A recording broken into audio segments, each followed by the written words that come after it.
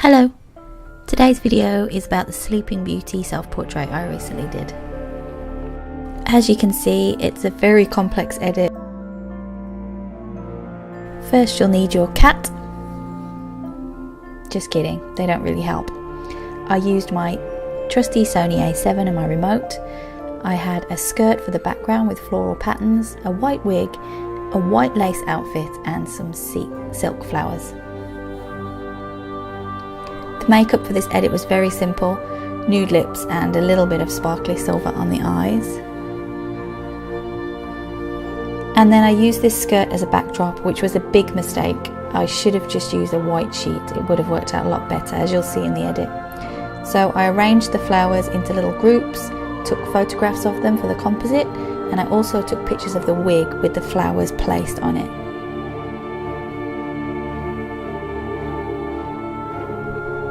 Then I had to take my portrait. This was trial and error, but I thought I'd leave it in to show you how these things generally go. I tried lying down, but I can't get my camera high enough, so it was a terrible angle. I needed an assistant really. And then I tried on a pillow and it still was an awful angle. So I thought, well, I'm gonna have to fake it and just sort of prop myself up. And the angle for this was much better and I did get a decent shot. As I did this edit live on Twitch, I forgot to record a lot of it. So this is just an example of what I did. Cutting out the flowers on the hair, I took various different shots of this, bringing them over and then using a layer mask to get rid of that awful background, which would have been much easier if I'd have just used a white sheet. So you live and you learn. This took a very long time, about 4 hours in total. And then onto the skin retouch. I wanted perfect skin for this. I really wanted it to be very pristine looking. So I did quite a lot of editing on the skin. First I'm just going in with the healing brush and taking out any blemishes, little scars, eyebrow hairs that shouldn't be there.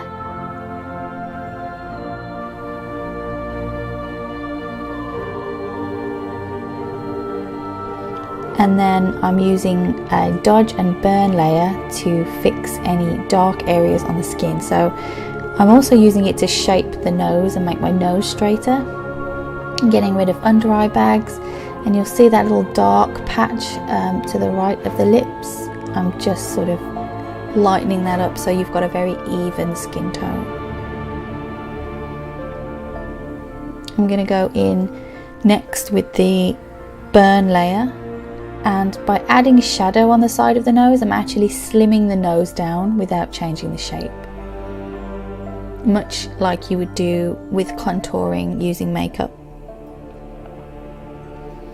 Now I'm using a very light flow clone brush to get rid of unwanted texture. And of course, the obligatory eyelashes. I'll link in the description below where I got this brush from. It's a free brush.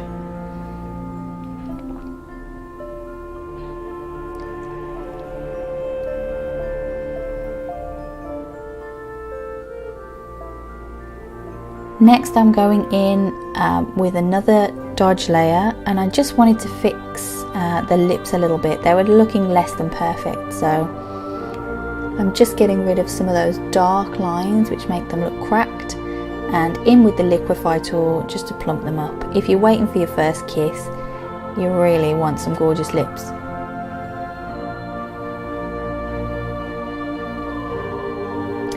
Now I'm adding a motion blur around the edges, very, very slight. I just prefer this blur to a Gaussian blur. It gives a more dreamy effect in my opinion.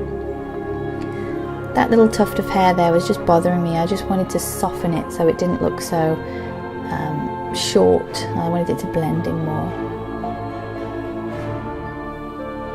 Now I'm using an action which are free from Amanda Diaz. She has a new collection out, but there is a little free action that you can sign up for. I think I used Daydream 4. I'll put a link in the description below. Really nice actions, and I just went through and decided which layers I wanted to leave on and which I didn't. I think it gave an overall nice look.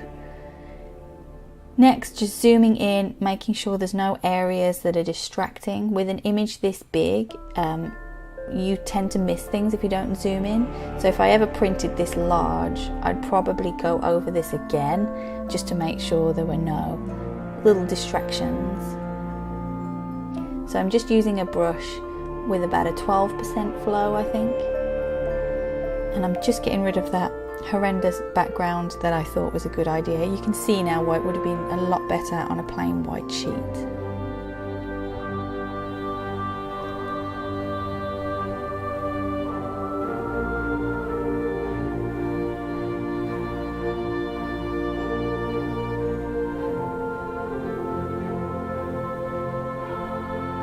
And then, although I've already done a dodge and burn, that was more as a retouch to fix the skin. What I'm doing now is enhancing the highlights and really just adding that little bit of a glow on top. And I'm actually using a dodge and a burn rather than a curves layer for this. So it's a layer set to 50% and then overlay, and then using the dodge and the burn tool. I'm also highlighting a few of the curls. Lastly, into alien skin.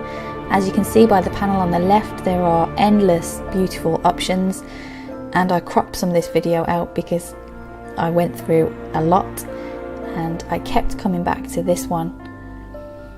Here I'm just playing. There is actually a dust and scratches filter over the top, and I'm just changing the opacity and flipping it around just to find what suits it best. I wanted it to have an aged look. And then a few more finishing touches, and here's the final product.